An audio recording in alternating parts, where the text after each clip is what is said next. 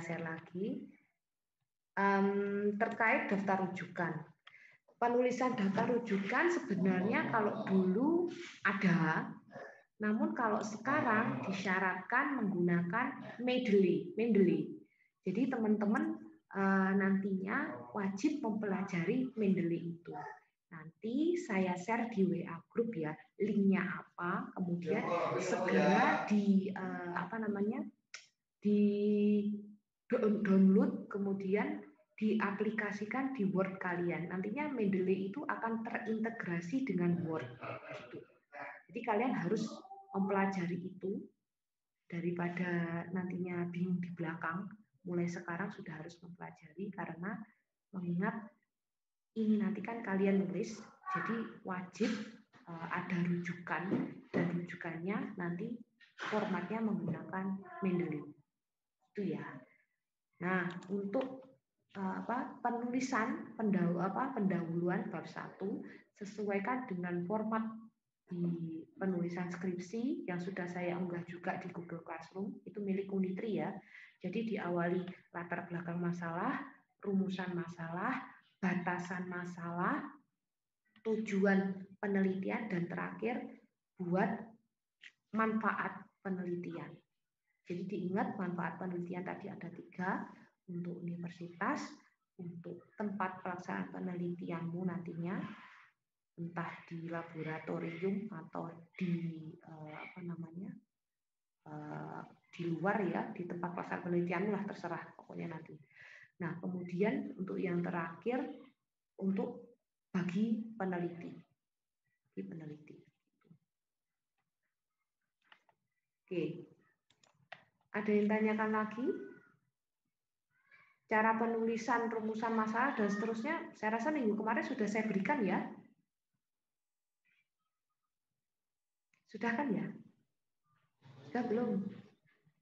Sudah, Bu. Ya, di materinya. Jadi kalau yang belum membaca, silakan coba dibaca ya. Jangan cuma di-download, nanti benar-benar drive. Silakan, ada yang tanya lagi? Ambrosius, ada yang tanyakan? Enggak ada, Bu. Ambrosius, tidak ada yang tanyakan? Enggak ada, Bu. Ada, Bu. Oke, baik. Judulmu sudah, Ambrosius? Sudah, Bu. Sudah, oke. Iya. Selesai nih, nggak ada yang tanyakan? Paham semua? Oke, baik. Sip. Ini daripada sebentar. Tak kasih tunjuk contoh penulisannya ya.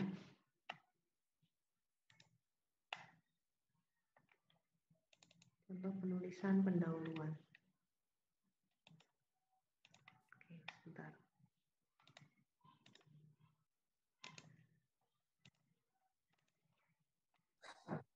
Nah, ini ada contoh penulisan pendahuluan.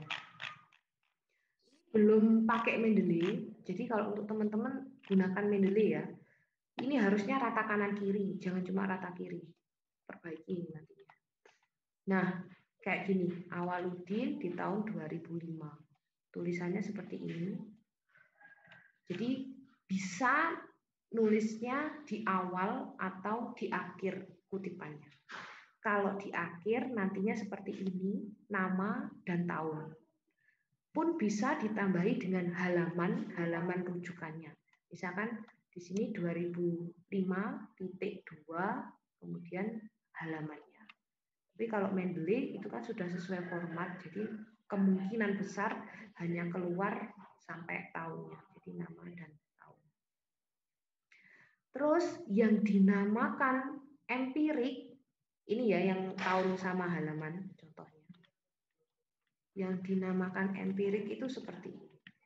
Nah, ini empirik ini. Jadi di sini dia menuliskan data yang menyebutkan bahwa luas lahan rusak dan seterusnya. Dia ngaksesnya dari sini.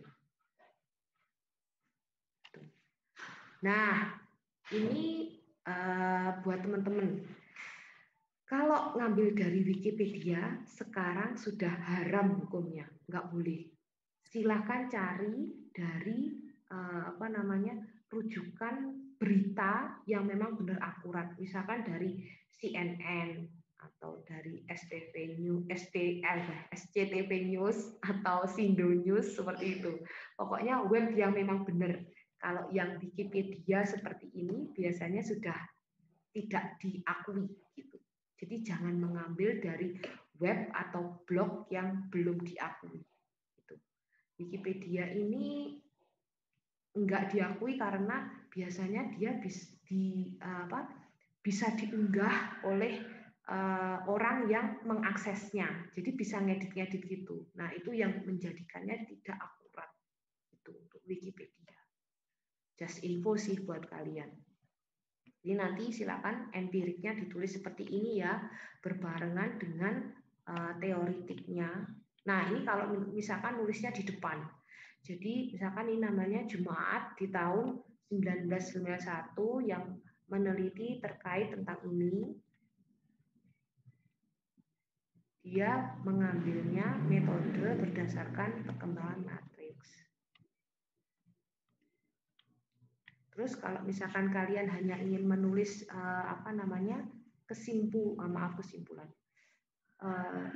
kesimpulan dari hasil satu penelitian, bisa nanti nulisnya misalkan kayak gini, Haris dan kawan-kawan di tahun 2000 menyimpulkan bahwa penelitiannya bla bla bla kayak gitu.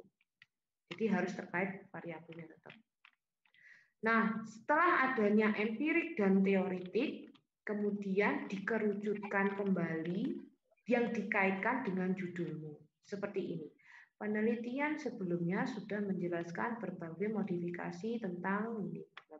Oleh karena itu, penulis merasa perlu mengkaji lebih dalam tentang ini. Ya. Nah, berdasarkan kajian tersebut, penulis bermaksud mengadakan penelitian berjudul ini. Jadi pembaca itu digiring ke judulmu biar tertarik, diawali dari empirik, teoritik, baru masuk ke judul kayak gitu ya. Oke, ini untuk rumusan masalah kemarin sudah saya singgung, tujuan juga, terus kemudian kalau tujuan dan rumusan masalah jumlahnya harus sama ya. Kalau rumusan masalahnya ada 3, berarti tujuannya ada 3. Kan tinggal menulis ulang. Nah, ini untuk manfaat penelitian. Ada bagi peneliti, kalau ini bagi pendidikan ya. Biasanya untuk prodi bisa, karena terkait dengan laboratorium atau untuk laboratorium sipil sendiri bisa. Dan kemudian ada yang pihak terkait ataupun bagi peneliti. Oke, ini terkait contoh pendahuluan. Setelah melihat contoh pendahuluan, ada ditanyakan?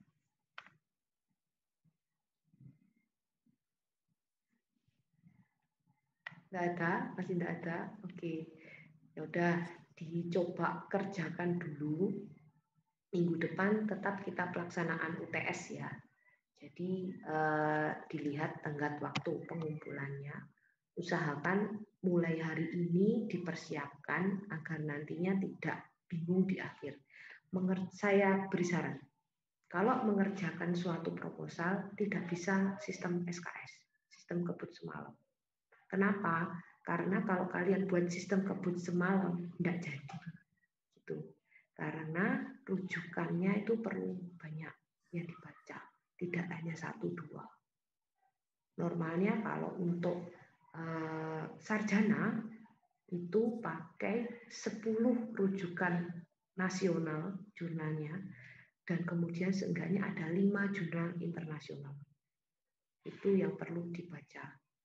Itu ya teman-teman. Jadi kalau kalian pakainya sistem kebut semalam, nanti daftar pustakamu tidak akan kaya. Kerjaanmu tidak akan mengesankan. Itu saran dari saya. Ada tanyakan? Sudah? Oke, baik. Silakan dikerjakan. Nanti coba saya cek kalau ada kekurangannya nanti bisa diperbaiki itu ya. Oke, selamat pagi, salam sejahtera untuk kita semua. Dipersiapkan juga untuk UTS yang minggu depan ya. Silakan pelajari materi dari pertama sampai terakhir ini tadi.